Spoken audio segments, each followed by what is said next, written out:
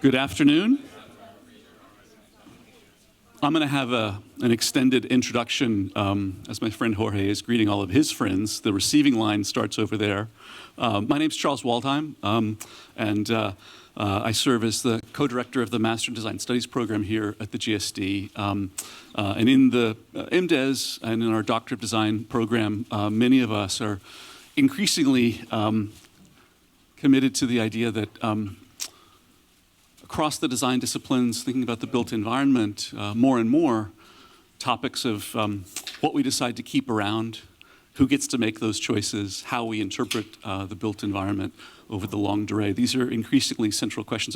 I've shared with Jorge before my own sentiment that if I were starting my academic career today, I would put all of my chips on conservation and preservation. It's the center of so many conversations that we're having. And of course, Jorge has been at the forefront of those conversations for many, many decades. Let me begin by welcoming you all to be here. We also have an audience streaming online. And we'll begin with a brief land acknowledgement. The Harvard Graduate School of Design is located on the traditional and ancestral land of the Massachusetts, the original inhabitants of what is now Boston and Cambridge. We pay respect to the people of the Massachusetts tribe, past and present, and honor the land which remains sacred to those people. The school also recognizes the work of the Harvard University Native American program, among other things. We do have closed captioning. For those of you that are online, want to check out this QR code to have access to that. Programming note about a couple of upcoming programming opportunities. April 1st, the Rouse Visiting Artist Lecture Series will focus on maps and legends, photography between histories and beyond borders with Anne May Lee. And after that, on April 3rd, our open house talk by Peter Barber. So please join us for that. It's our pleasure to welcome Jorge Otero-Pailos back to Cambridge. And back to the GSD. Jorge is an architect, artist, and theorist. He's a professor at Columbia GSAP, where he directs the preservation program as well as other activities. He is the founder and editor of Future Interior, I think what many of us believe to be the most interesting venue in the English language for conversations about preservation and conservation. He's also author and editor of many books, winner of many, many awards and honors. He's a member of the Academy of Arts and Sciences of Puerto Rico, as well as a visiting artist at the American Academy in Rome. So, Jorge, thank you for being here. Thank you. Thank you, Charles, for the welcome. It's a pleasure and an honor to be here, and thank you all for being here, both new faces, but also especially to have such familiar faces, old friends. Helene, David, Frank, Mark, Caroline, other Mark, just those are the ones that I see, Tim. It's just such a pleasure to be back in Cambridge. This is a really important place, as you know, for me. I've learned so much from so many of you here in the room, so I owe a lot to those of you that are here. And so I just wanted to acknowledge that. And you'll see some of your own work and teachings in here. So I'm very touched that some of my professors, are here as well, from whom I learned so much, and some of my colleagues. And colleagues you learn a lot from as well. It's when you go through school together. So look around, those of you that are students, look around the room to your colleagues, because you'll be learning from each other for a very long time. So today I'm going to show you something old and something new. And you'll decide what's what. Just to begin with my interest in text and writing, and my interest in the materiality of things. Part of my interest in buildings has to do with the fact that they are all over the place. They're not just all in one place on top of the lot line, but they extend to different locations. They're chopped up, they're moved around, they're duplicated. There are some copies of Clooney outside, drawings. So I'm very interested in that, and in particular the work of John Ruskin, we can talk about, who wrote this book, The Ethics of the Dust. which I tried to rewrite with this idea that one can write a book by actually removing the words on the page as opposed to adding words to the page.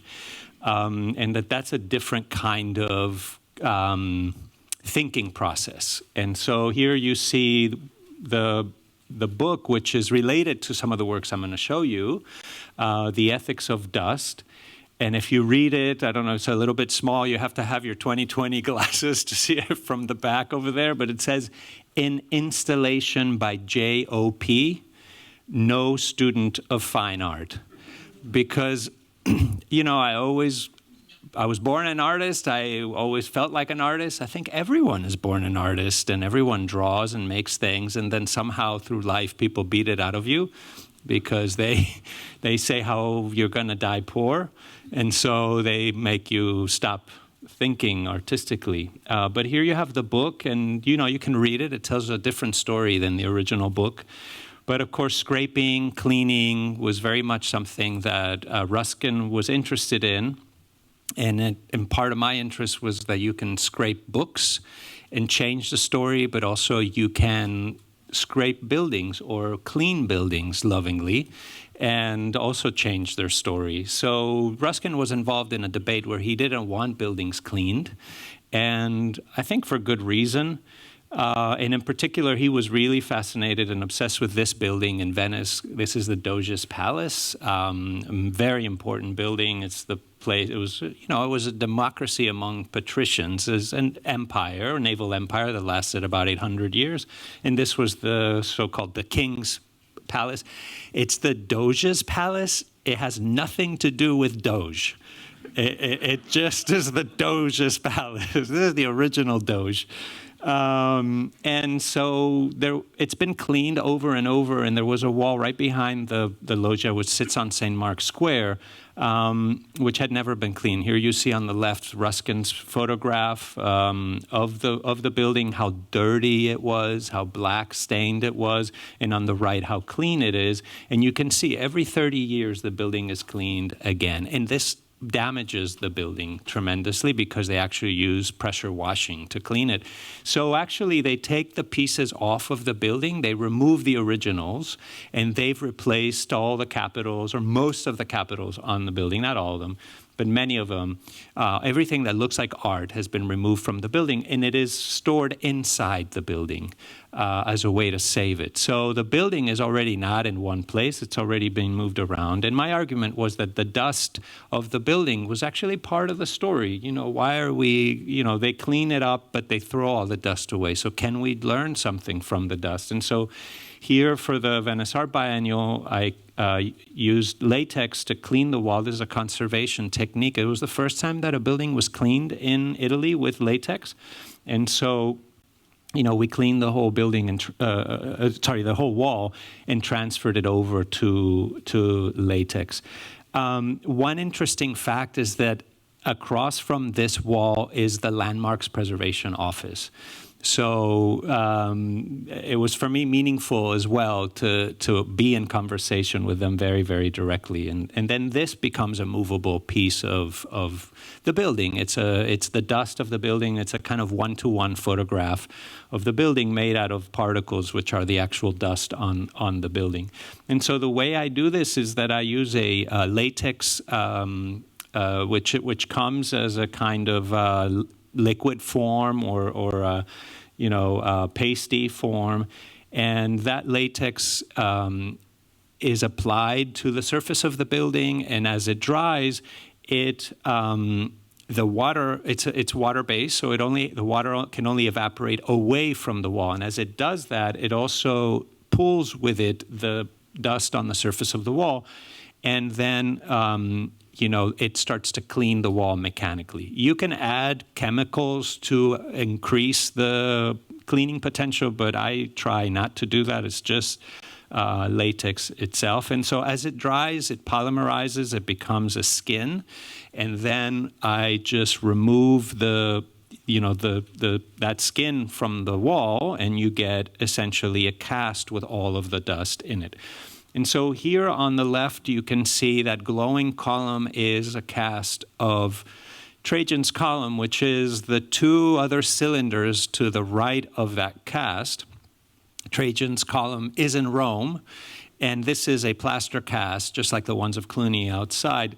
Very common practice in the 19th century to replicate buildings, to move them to different places through plaster cast. This was done by Napoleon III in 1863, and it was reinstalled at the cast courts, what are called the cast courts, in 1872 in London. And the room is very interesting, and why I wanted to do this here, for many reasons. Well, first of all, these columns, you see, they had to cut the column in half because it was too big to fit into the building. So they actually did it in two pieces, and the plaster cast about 3 inches thick, so they had to put it on something, and they contracted the people that built the chimneys for Manchester and all the industrial sites of the Industrial Revolution in the 19th century. So they got the same guys. They come in, they built a chimney, and then they put the plaster around it, and of course, then they closed it up.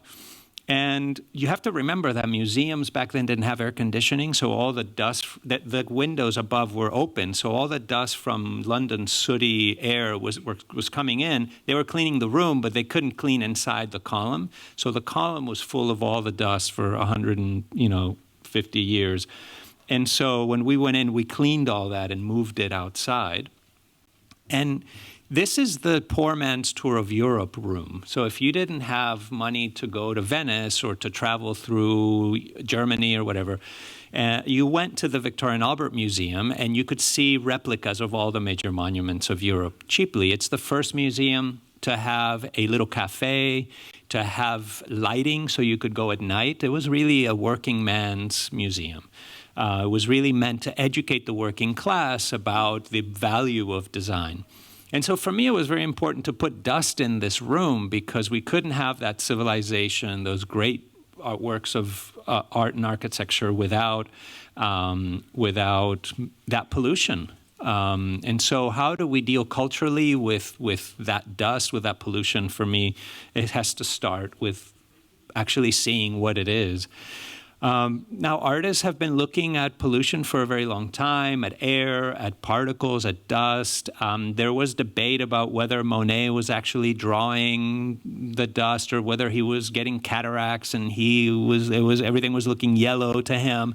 And, the debate ended when Canada's forests went up in flames, and we all experienced an orange sky, which we had not experienced since the 19th century. And then all of a sudden we said, yes, that's what Monet was painting, was this kind of particulate matter in the air. So we forget what the sky was like. We forget the history of our environment. It's an abstraction. And so to really recover the materiality of that environment, for me, is really important. And of course, there have been moments when relatively recent, in London in the 50s, where there was the great smog. And this was the first time that death and pollution was linked, because a few days after the Great Smog, a bunch of people died, and the hospitals kept track. So they said, wait, there's got to be a correlation here, because we saw a spike in deaths. So of course, London is a very tight-knit city. There's a few places where you can see the air, and one of them is across the Thames. So every time, that's the view is of the Houses of Parliament. So I was lucky to be invited by Art Angel, which is a public art foundation, to do a project in London, and I proposed to them to collaborate with the British Parliament to clean Westminster Hall, which is the Gothic arch all the way to the right of the top image. Everybody knows Big Ben, the Barry and Pugin neo-Gothic. It's neo-Gothic because it was meant to be an addition to a Gothic building in keeping with the style of the Gothic building. And if you look at the bottom left-hand image, you see what it looked like before the addition. It was just a bunch of townhouses. It was the tax office. And they used to keep little pieces of wood. When you paid your taxes, they gave you a piece of wood to attest to the fact that you paid it. And there was like kindling, and all that went up in flames one day. And so the tax office went up in flames. But all of London came out to save Westminster Hall because it was the oldest building that had been continuously used for government. And it's a very special building because it was the courts. Now it is the entrance to Parliament. And it was the place where William was tried for treason against the government. The king was tried for treason against the government. And because he said, we don't need Parliament. Why do we need Parliament? This slows things down, too fat of a bureaucracy. We need to slim things down here and cut down on the government fat. Why don't we just dissolve Congress? You know, what we would... Parliament. Yeah, that was a slip. Perhaps intentional. Parliament said, no way. They sent the military, that, you know, the public that protects Parliament, the public security, and they seized the king and they tried him and decided to put them to death. And that, you know, of course, we know the story after. It didn't go so well, actually. You know, Cromwell and so on. There was not easy. But it was a very important place because it was the place that said your ancestors signed the Magna Carta and you have to stick to it. A king is not above the law. So all of London came out to protect that building. And it was a very kind of touching moment because you realize the importance of place. You realize the importance of monuments because they carry histories with them and they are important for that reason. And... so they have no record of ever having cleaned it after the fire. And so you can see that's the entrance. It's a policeman letting somebody in. It was always public. The courts moved to a different building, but it was a public space. You were supposed to be able to go into it. But because of security now, it's been closed up a bit.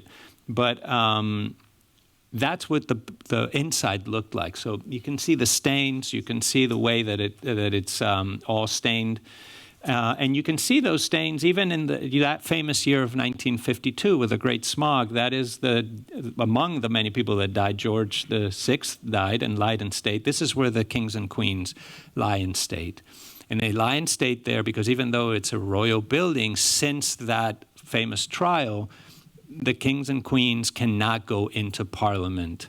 The Parliament keeps them out, even though they own the building.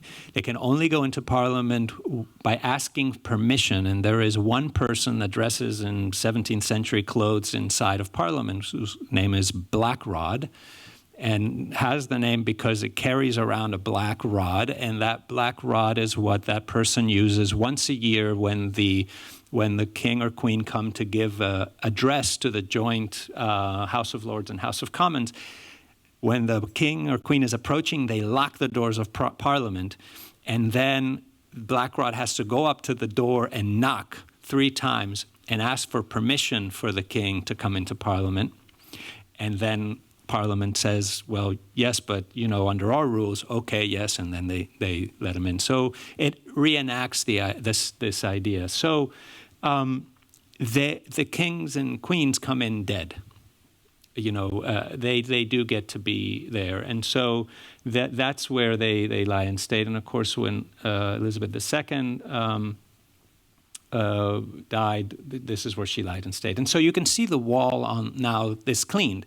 And I'm very proud that we had a little part in that, you know, in helping to clean that wall, but also in helping to save the dust from that wall. So, you know, this is the ethics of dust as it was exhibited just in front of the wall, 4 meters in front of the wall, with all the stains preserved, all the dust preserved. It's like a football field long of an artwork. And, you know, and I should go back here just to show you that the stairs on the back is the entrance to the House of Lords. And the reason why there's a break in the middle of the artwork is because that's the entrance to the House of Commons.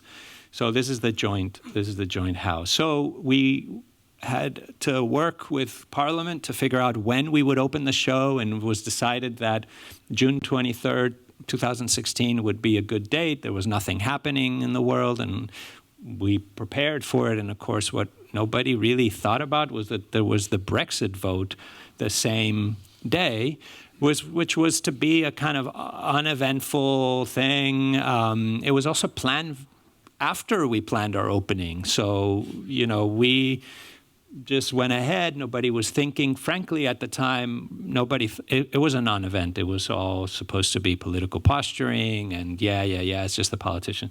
And it turned out that when the votes came in, the Brits decided to leave the European Union.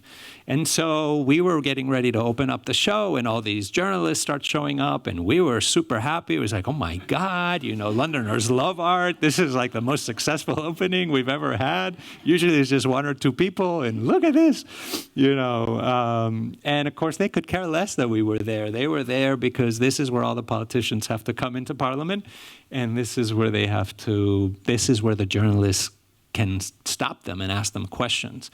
So against the background of all of that, that same day outside, this is Pall Mall, which goes from Trafalgar Square to the Houses of Parliament. There were people pouring on the streets spontaneously to demonstrate against Brexit.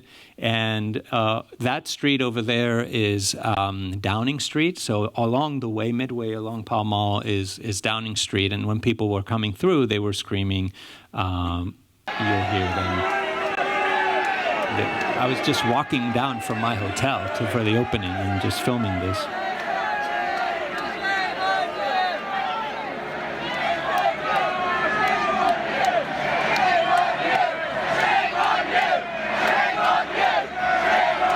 So they're saying shame on you if you can't make it out.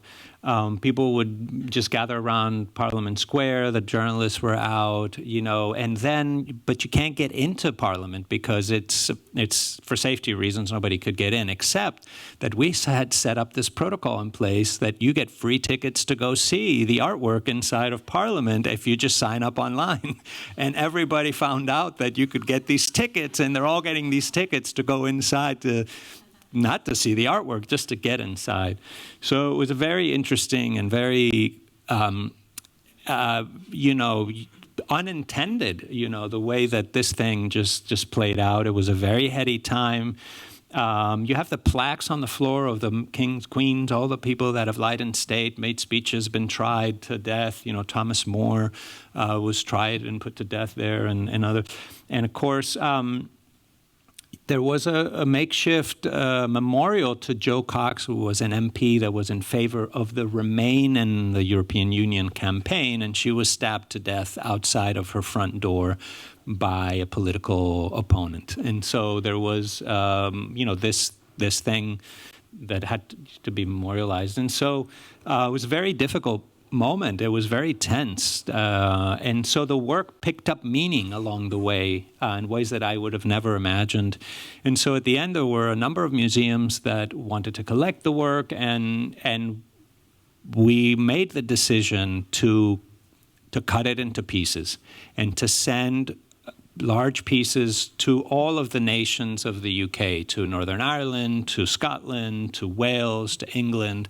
And so, it was a collective decision of all the stakeholders to cut it up. I ended up cutting it, but it was a difficult thing for an artist, because when you make a work and then they say, oh yeah, well, cut it, it's like you're ruining your work. But I realized here that this was like what happens to monuments. They get cut up and distributed, and so they pick up meaning as that happens. And so architecture is like that. We're starting to think about architecture as not just what happens on the slot line, but what happens before, and the extraction of materials, and what happens after when they go to different places. So this is one of those distributed sections of the monument, which is at the Whitworth Museum in Manchester, and they bring it out for different moments and different exhibitions and different contexts. And so I started working with this idea of the distributed monument and doing new works which were about not only distributing but what happens when you bring those pieces back together into different arrangements? What kind of histories can you tell? What kind of stories are activated when you bring different pieces into dialogue visually with each other? And so, of course, this is not a new practice. The Isabella Gardner Museum is full of fragments brought together. Interesting that it doesn't allow for labels to be put. You're supposed to make the story in your mind yourself. It requires you to have certain knowledge. But this is a piece I did for the American Academy in Rome, also where there's a lot of fragments. And then I became very interested in a different kind of idea about what are the pieces of architecture, what is in, what is out. And so I want to tell you a little bit about this project, which is the project to try to save this fence. This is the fence that surrounded the U.S. Embassy in Norway, which is behind. It's a Saarinen building. Very important building. Here you see it in 1959 when the Marines were raising the flag. It was designed, of course, as you all know, by Eero Saarinen, a major modernist architect. And it was a cultural institution. It had a public art gallery. It had a public theater where people gave lectures like this one, and movie stars were flown in to show American films. And it had a public library where anyone could walk into the embassy and go to the public library and check out books, novels, figure out how to become a student in the United States. Remember, this is before the internet, right? So, and actually, this is how I came to the United States. I went to the U.S. Embassy in Madrid, to their public library, and pulled out a brochure on how to do a year in high school in America. So, it's very meaningful to me personally, to preserve these places because they speak to a different kind of idea. So, about a little over a decade ago, I became very interested in this. I realized that these embassies are being sold by the U.S. government, all of the 20th century, mid-20th century embassies. So the problem with that is that when they're sold and they make the money to build a new embassy, and there are legitimate reasons for selling them. They have security problems. The world has changed. But what happens is they're sold, the developer buys them, and the preservation community, because it's not land, that's U.S. land, they can't preserve it because the laws don't apply. It's U.S. laws that apply. So they can't preserve it until it's sold. And when it's sold, it's too late because the developer within 2 weeks has demolished the place. And so, the preservation effort, it has to come before.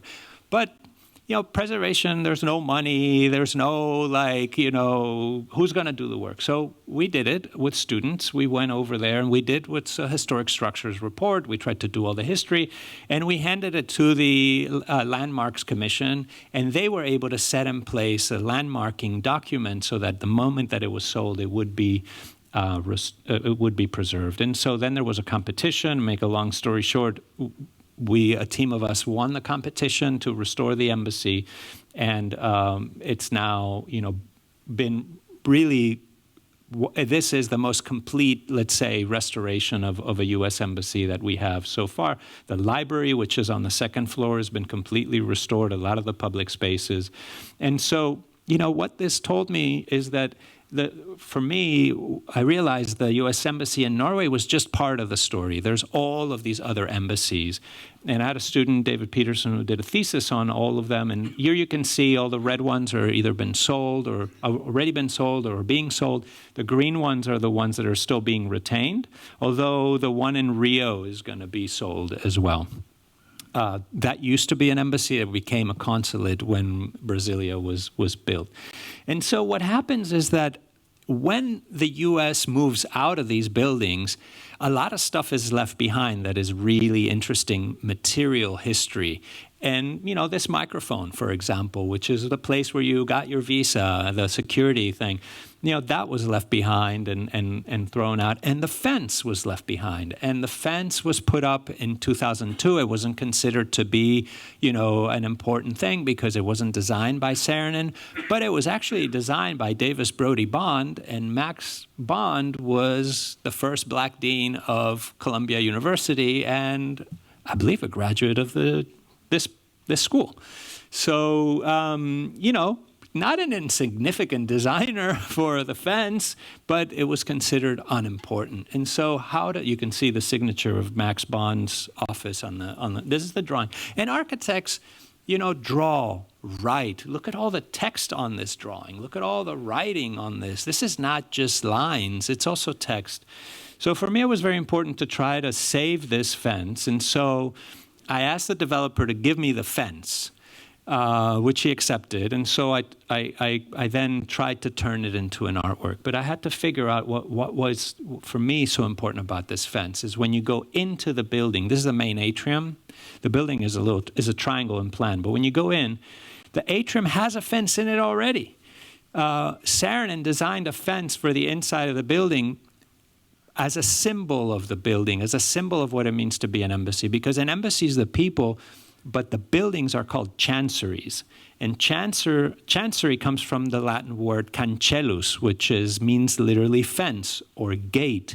And so the ambassador is the chancellor, the gatekeeper, the person that controls the messages, when you open the door, when you close. And that's diplomacy. You have to stay guarded and open at the same time. It's different than a wall. A wall's just closed. A fence is opened and closed at the same time. So there was a fence inside and a fence outside. And for me, it was very interesting and important to try to connect the two and to try to connect their stories, even though they were different designers. And so, I went ahead and let's say when I was given the fence, to try to figure out how do I then work with this fence.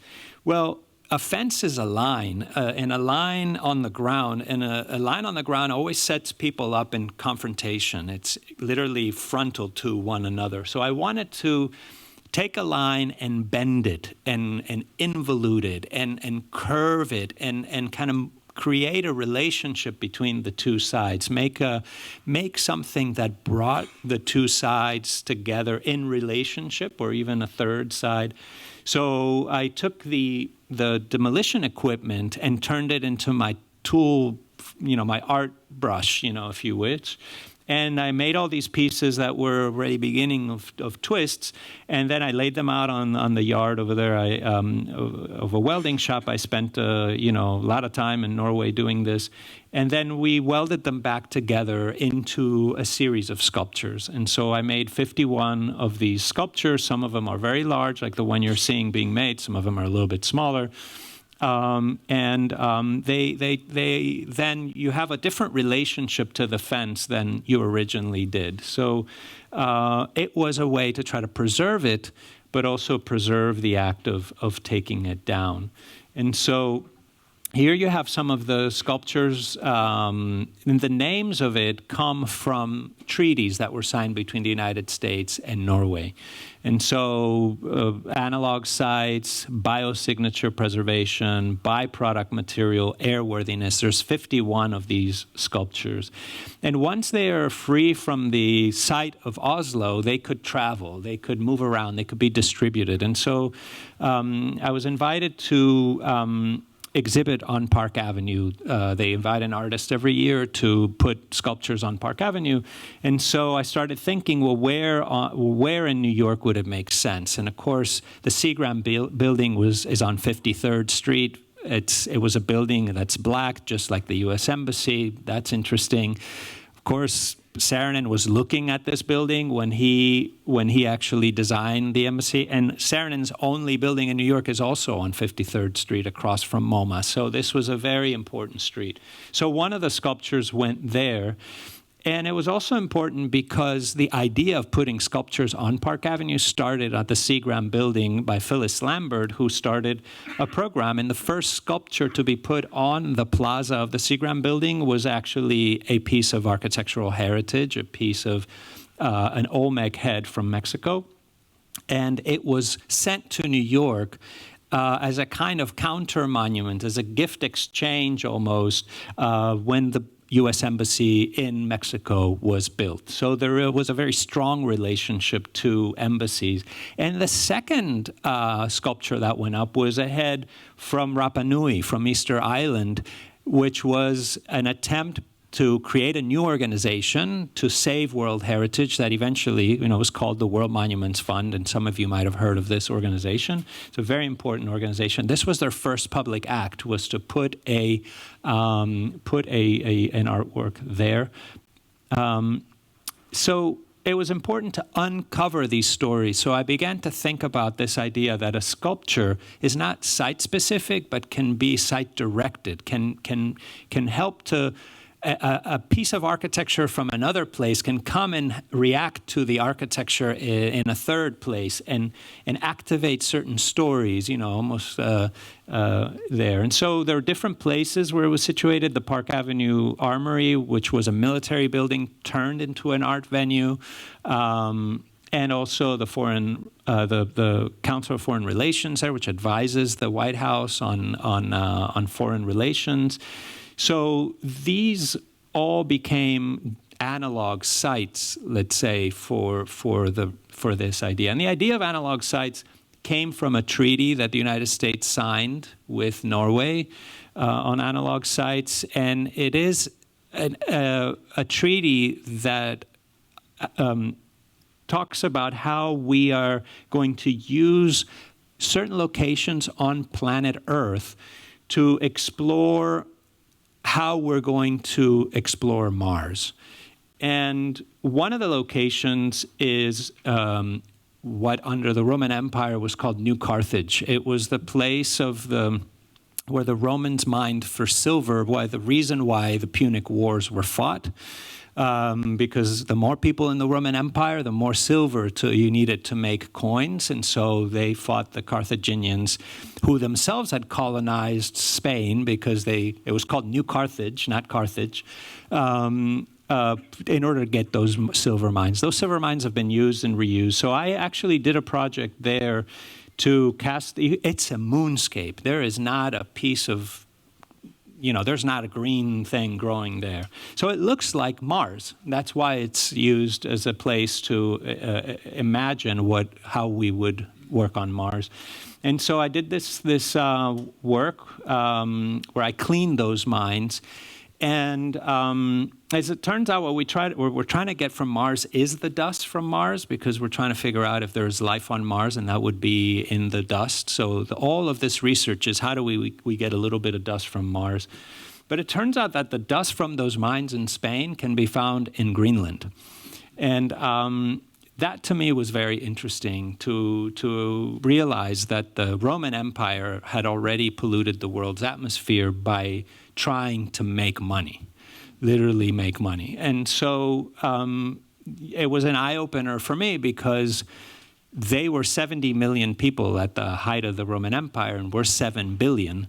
So, that dust on Greenland is a monument that has lasted as long as the Colosseum. It's still there. So I became very interested in this idea of one site being an analog for another, and kind of borrowing this idea from NASA and space exploration. And there are multiple sites around the world that are used as analog sites for Mars. Svalbard is in Norway, Greenland is another, Spain is another, New Carthage is another. So I started thinking about this idea that these sculptures could also move around, and but more intentionally, that the dust that landed in Greenland, could help us rethink what the idea of a monument. So by moving the sculptures to New York, I wanted to activate this idea of the analogous site. And so I started working with the treaties from where I got this notion. It was literally written on one of the treaties. And so here you have the word analog sites that is the title of this sculpture. And so the word, actually, I pulled it out of the treaty and turned it and twisted the line to be also like the sculpture, to involute, because a line of text is often, like, we tend to read it as a very rational thing.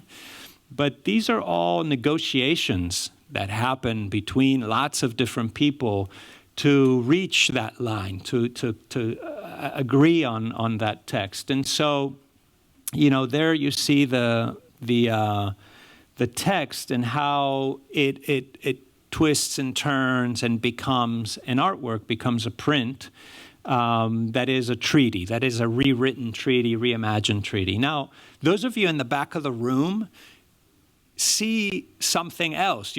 I'm very interested in the idea that you see something from far away and something else when you get close. You read it differently. You read the visual differently. When you get up close, you can read the text. When you're far away, you can't. These then are 51 prints. They are all framed, and they can be framed into groups of 16 different treaties on different topics: space cooperation. There's one on the Arctic exploration, which is signed by Greenland, Russia, the United States, Denmark, Canada, Norway, Sweden, Finland. I mean, you know, there are some treaties that are signed by multiple countries, and so these are the titles of the treaties, and they're also part of a multimedia, let's say, work where they can be brought together into a book. And this is let's say, the artist's book that encapsulates the whole project. And they fit inside. And I folded each of the treaties twice to fit them in the book. And that was very intentional, because when you fold a piece of paper twice, you get a bifold. And the Greek word for bifold is diplo. And you are getting a diploma when you graduate from here. That's literally a piece of paper that's folded twice. The art of diplomacy is the art of what do you do with those credential letters that you're given by your government when you go abroad. So the bifold was a way for me to engage with the diplomatic community, which thinks of itself as basically doing diplomacy by writing. They don't think of art and architecture as important in diplomacy.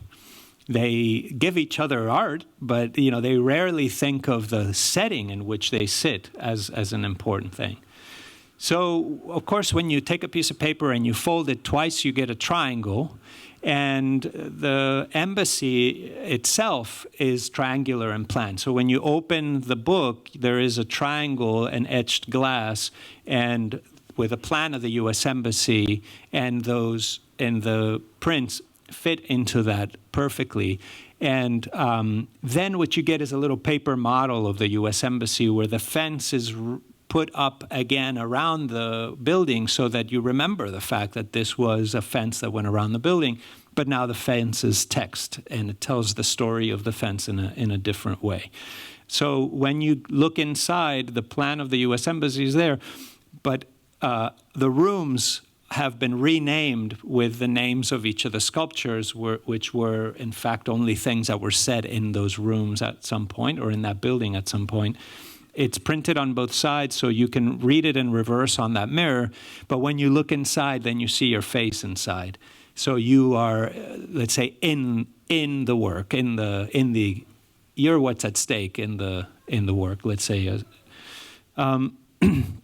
So it becomes a book. The book is called Treaties on Defenses.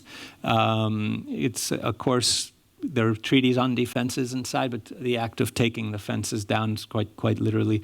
And this was recently exhibited last year at the Museum of National Diplomacy, where we had the book, the frame prints, and then the sculptures in there. The Museum of National Diplomacy is a wonderful museum. It's a museum that is attached literally to the State Department, and it collects the artifacts of diplomacy. So for me, it was very touching and meaningful that they exhibited and were interested in it. And it was a solo show, but across the hall, they exhibited the original NATO treaty, where all the NATO countries signed it. And then because it was the anniversary of it, a lot of diplomats came. And I'm told, I wasn't there when the diplomats came, that one of them recognized their signature in one of these treaties. So that was very meaningful because, of course, part of it is to engage with that diplomatic community. So thank you very much for your attention. I'm so thrilled that you came, and appreciate you being here. Thank you.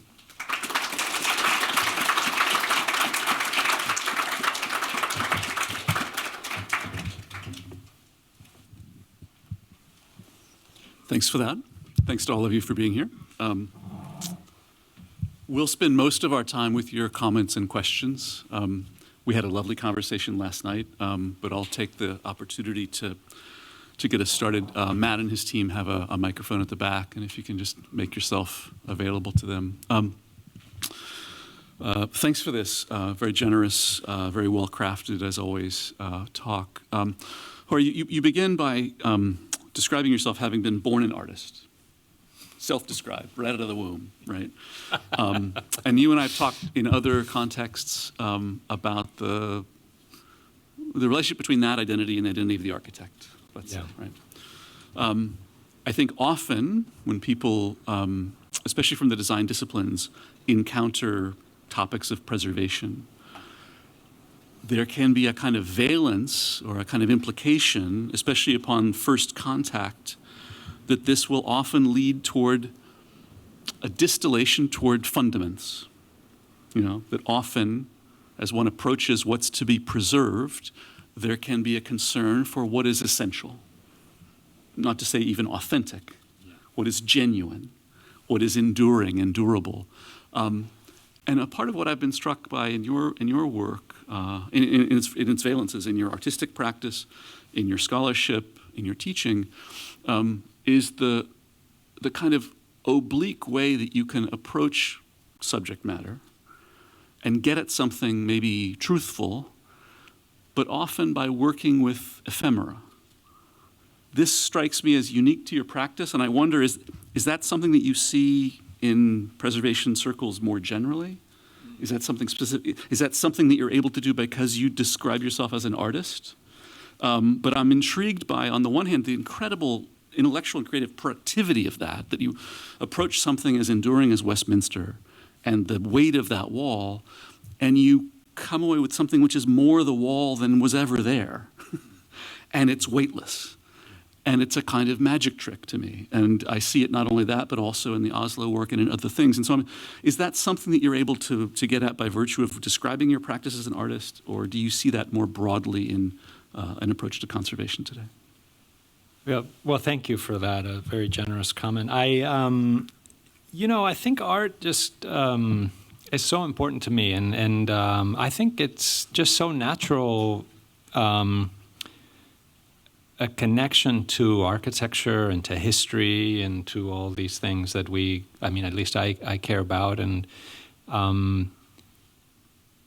there's a lot of, when you're in architecture school, you're looking at art. When you're in art school, you're looking at architecture. You're reading history. I don't think that there is. You are. Oh, well, I assume that everybody is. I've been very fortunate to go to places and have teachers that, and Mark Jarzenbeck over here is in the room, also historian, artist, and architect, and all the above, that I've learned a lot from, who didn't see really a distinction. Mm-hmm. And, also the certain places that foster that. Cornell had an art and architecture program. MIT's PhD program is an art and architecture PhD, very specifically so, and very unique in that sense. And, I think Harvard has a very interesting connection here with the fog. And but also, I think that disciplines are in the, places, we all learn a discipline because we want to get a job. For most part. And they've been set up historically so that you can get a job because the society has decided we need people to do that thing, so we're going to create places where they can get trained. But after a while, or maybe if you're restless or what have you in that, you realize that that's somebody else's decision of what you should be doing in life, And they put a lot of effort into convincing you that that's what should be done. But if you have a little bit of a different idea, you realize that the body of knowledge you're learning, you can connect it on your own. And that if you say, I'm not going to read that because that's not that important, then you're cheating yourself. And I want another shout out to Helene over here, who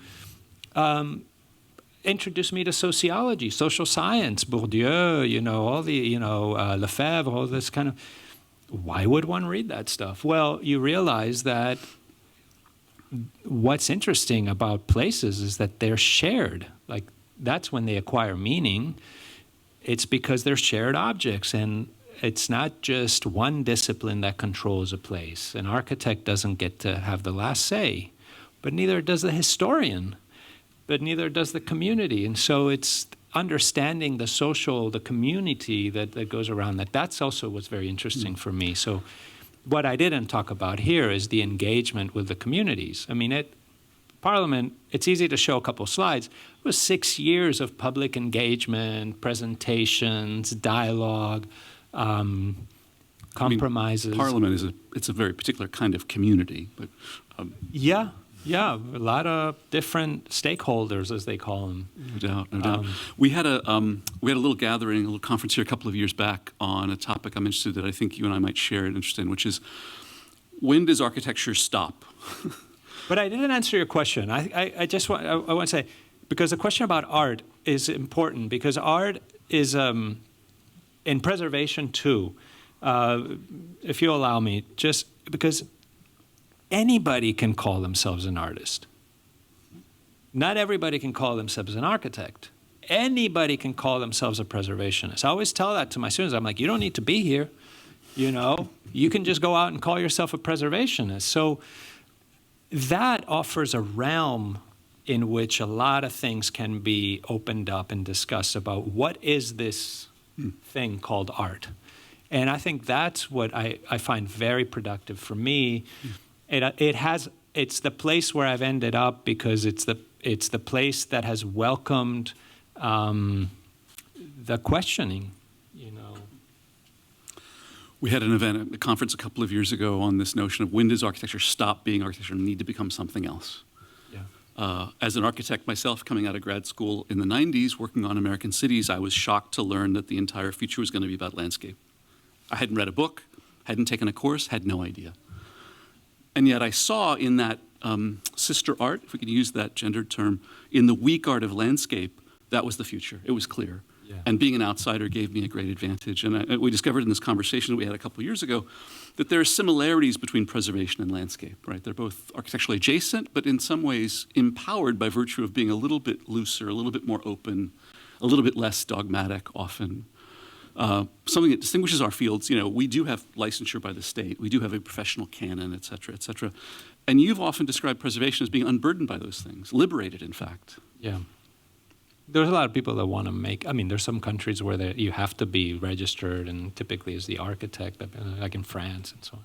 But I think it is important to not be licensed, to be unlicensed.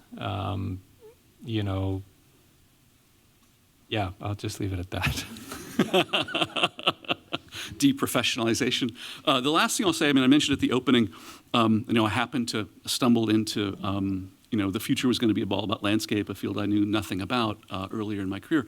And now when I look around at the context of our work, it strikes me that so many of the questions we're concerned with, whether it's, engagement with civilians or talking about embodied carbon or energy, if we're thinking about, expanding the histories that have been written about people's lived experiences, all of those center ultimately around questions of what we preserve. We're now, is it 2 decades since RIM said preservation is overtaking us all? A decade out of us launching a critical conservation track here.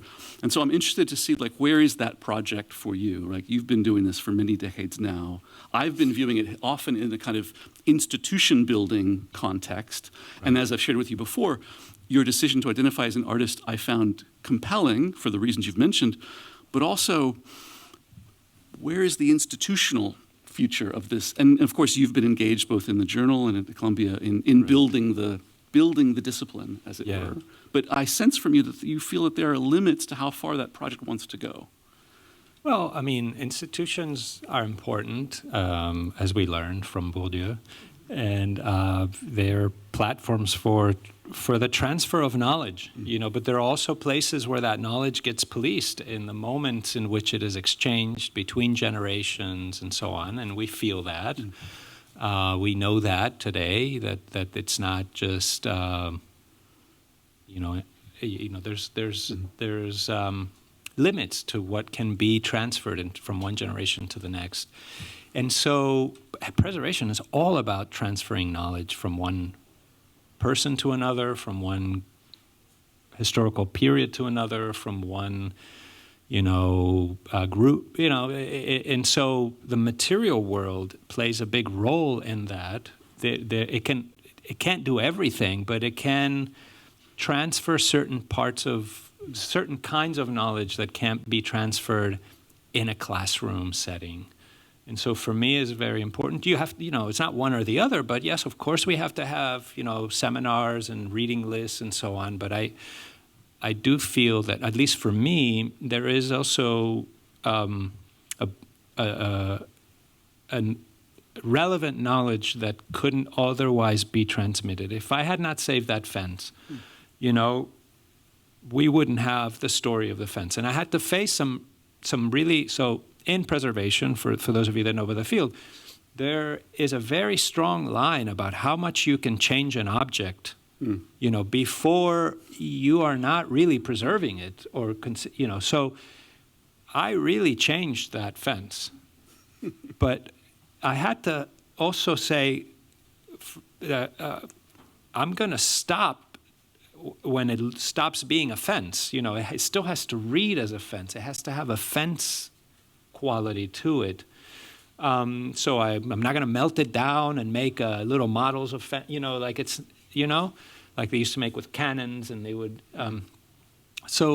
The limits of acceptable change in an object. And if you ever deal with the transfer of knowledge, you accept that there's going to be some kind of alteration to the message as you go along, but you hope that there is some core of that message that stays. That certainly comes through in the talk, and not just the focus on material culture and material ecologies, but the idea that these things are always signifying. These surfaces are not mute, stones and otherwise. So I'm going to open to the floor and take comments and questions. Down here, please. Thanks. There's a microphone coming. We have MIT Department of Architecture has just taken over GSD because it's our tradition that I ask the first question in history, theory, criticism. All right, I have a comment that is quite appropriate. You have just decapitated the current king. The king decapitated as a result of the trial in Westminster Hall was Charles, not William. Oh, sorry, yes. Yes.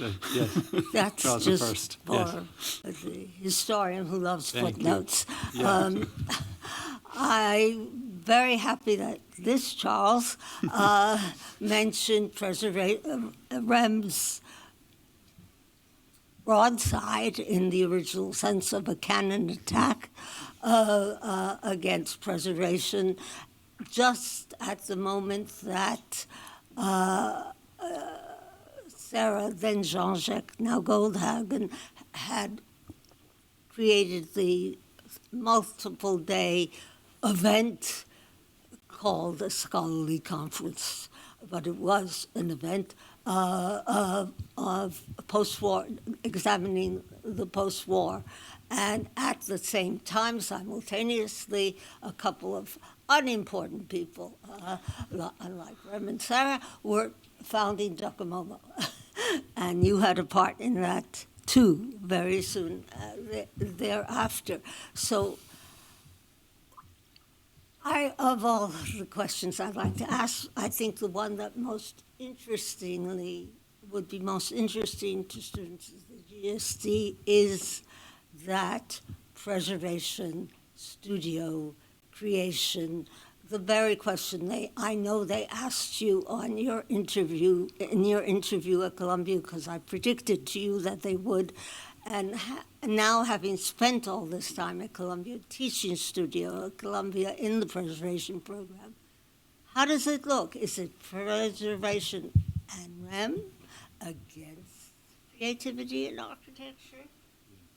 And I mean, actually, bricks and mortar or architecture, not art architecture. Yeah. Thank you. Yeah, tough question. I don't know what it looks like. it looks different every year. But I'll tell you one thing that for me is important. So we started the first PhD program in preservation in the United States. We're very proud of that, 2017. And very explicitly, the PhD students have to do something in practice. They have to theorize in practice. And so one of my students is interested in preserving the experience of the Great Migration, moving from the South to the North for Black people. And how do you do that? So he started doing research into it. Make a long story short, his dissertation, he bought a 1947 Greyhound bus that was designed by Raymond Loewy, and he is restoring the bus to tell the story of the people that traveled in the bus, front of the bus, back of the bus, side of the bus, and he is now working with the whole process of that. So very interesting to have a work in a physical dimension to your intellectual work. For me, is something I learned, that making is a way of thinking, and that we try to certainly bring to the classroom. And drawing is a big part of it, but it's also engaging with materials. So, I had a lab called the Preservation Technology Lab, where we have fragments of historic buildings, materials, and people go in there. And one of the things I assign them is I give them a piece of a building like those capitals over there, and I say, finish it. And so they spend the semester trying to finish a fragment. And they learn a lot about that fragment. We don't tell them anything about what the fragment is. They go do the research. They find out it came from, medieval France or, wherever it is. And then they try to make the completion starting with clay. Then they pick the material. Do we put a date on it? Do we write our name on it? They have to face what are philosophical problems, but they deal with the physicality. And I think that's important because intellectual work has an impact in the physical world. It either literally makes things happen, makes people act a certain way, makes people think a certain way. So it makes your brain fire up in a certain way. So it's not like intellectual work is not material; it's physical. That's why I'm very interested in the ink on the page. Like when you write a book, of those of you that have published a book know that the publisher won't let you do anything to the book. They're like, no, you cannot decide where the image goes. You cannot decide the size of the book. That's us. I'm like, no, that's me. That's my book. I decide where the ink comes from and where the paper is, and why you? So that. Because where are you sourcing your ink? Where's all that? It's the first thing we tell our doctoral students when they want to do a book project is don't confuse this with a graphic design exercise. Why? We'll talk about that. Of course it is a graphic design Jorge exercise. has the Greyhound bus steering wheel affixed on his office wall just behind him in Zoom. So you see it and you think, well, this looks like a Duchampian ready-made. What is this thing? Yeah. Duchamp's very important. What else do we have? What are your thoughts? What can we share with you while we're here together? Yiming. Give us a little bit on. Can you wait for the microphone for our friends that are online? Thank you, Jorge. Can you just give us a little bit on preservation and conservation, if it's a versus and or? Yeah. Conservation is part of preservation, at least in this country, right? In terms of the semantics of it are different. And that's what's wonderful about preservation. In architecture, the word architecture kind of translate across the Western world. They kind of sounds the same in different languages. Architecture, architecture, it kind of sounds the same, but it is not in German, Denkmalpflege, in French is Restauration, and in Spain is also Restauro, or in Italy, here we call it preservation. So it's different. So it's very nationalist. It has a deep nationalist history. It's very protective. We got to kind of work against that against the nationalism of preservation schools. So, but we have to acknowledge it at the same time. Conservation is a British term. It is used in the British colonial, world, historical restoration in the French colonial world. And by colonial world, I would also include Spain, Italy. They were colonized by France with Napoleon, and he's the one that brought that to. But we have to fight against that a little bit and open up a space, but not just be like, okay, now we need a new name. Let's call it, whatever, So, but in America, conservation is the science of putting materials together, keeping them from decaying, often related to the surface of materials. And preservation is a larger umbrella that includes the preservation of materials, policy, tax credits, social science. It's a bigger, more multidisciplinary umbrella. What has been missing from that umbrella, in my humble opinion, is artists. It's dominated by planners, social scientists, architects, and historians. They control preservation. And what is missing is artists. And so I feel very strongly that artists, and by that, in some category of architects are artists as well. Many of the practicing artists today that are most interesting were trained as architects. But because the way the art world works, they're... So Amanda Williams, trained as an architect. The Astor Gate was trained as an urban planner. For me, a big influence, Gordon Matta Clark at Cornell was trained as an architect. Many people. So, but artists don't have a seat at the table in preservation. They're considered to be the people you call after when ticket sales are down. And nobody's going to the art museum, to the house museum, and they're like, oh, how do we get like a young generation back to come? Oh, let's have an art show. And, that's not the way to think about the relationship between art and preservation. So I want more artists. That's why.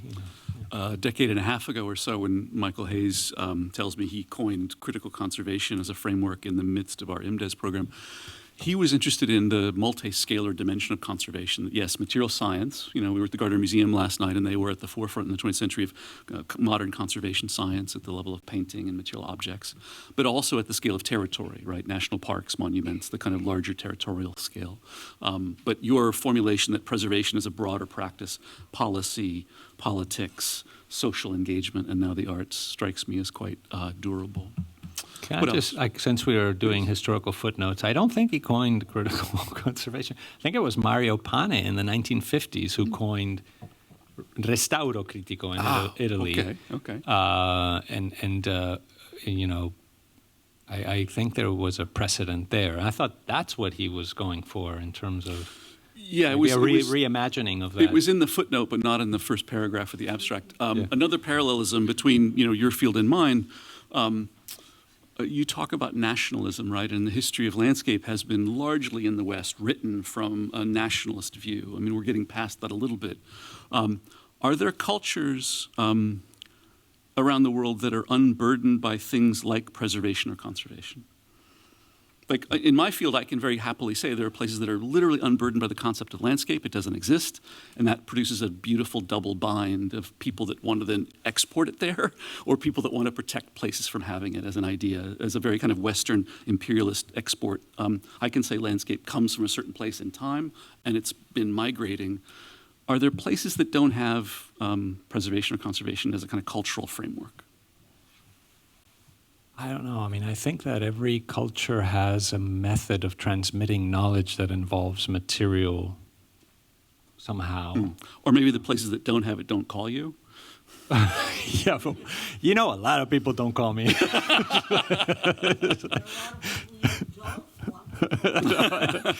But yeah, so I don't. It's an important question. The way preservation exists, it has come down to us really as a Western practice for sure, and it has its history, and it is an Enlightenment project, and it has its problems within that. but it has always also, you see in it a struggle and an idea of contact and of trying to understand how do people do it in different, how do people use knowledge to transmit it. And unfortunately, we have segmented those practices disciplinarily. Mm-hmm. So, for example, there is a really important dimension of transferring knowledge that happens with dance. Dance is a way of transferring bodily relationships in space. And it's very difficult to remember dance. And you have to, and it only exists, dance as an artwork does only exist the moment you are dancing. Just stop dancing and there's no artwork anymore. So, and when you change the place in which you're dancing, if the stage is a little bit bigger, a little bit smaller, to be able to convey the dance, you might have to take a bigger step or a shorter step. But that went into ethnography, so we don't look at dance because that's ethnography. And, the written, that went into history. And the tectonic, that went into architecture. And so the way that we have been understanding heritage has been very, it's almost like you're getting only one little piece of the puzzle at a time. And that is very limiting, I think. And so bringing that together requires, it's a difficult exercise, but I think it requires curiosity. If you're interested, then you look and then, you try. So I've been very interested in dance, did a project on choreography and bodies and space and collected the sweat of the dancers and, a lot of things we couldn't talk about today, but smells, that's gone into, who doesn't remember with a smell? Like how transmitting, if you've ever had anybody die in your family and you've inherited their clothes, that's incredibly powerful. You can smell your relative. And that is, we don't talk about that in architecture. We don't talk about the smell of knowledge, and that brings back something, knowledge. So, I think that's really important. We should be dealing with smells. And by the way, this is why I'm very interested in technology. We are in a moment of upheaval in terms of what can be done, for example, with smells, like paint. We had color theory in I don't know, do you guys teach color theory? No. Out the window. Yeah. Oh, okay. Well, why not? It's funny. Just about to come back into fashion, I'm sure. Yeah. Just around the corner. I am noticing lack of color in this room, except for it's still in graphic design. But, color theory came about because paints became cheap to make. It used to be that you had to go to a pharmacist and they would grind up a stone and they would mix it up with varnish and they'd give you a bucket of paint in the 19th century with lead and other kind of stabilizers. You were able to get the same paint all the time. So that made it cheaper. And we got color theory as a result of that because we had Monel colors and so on. We can do that with smell now. So we should have smell theory in architecture schools. And we have now maps of the brain. We can figure out signals, and we should have theory of the brain and of a different way for architects as well. So I think architecture is also just such a great education because it just, in a way, better training for the artist than art school. Because you are actually, you have to learn a lot more, and you have to learn how to get something done in architecture school. You got to deliver. It would be impossible for me to add anything more profound than that last statement. So thank me in welcoming Jorge Otero-Pailos back to Cambridge.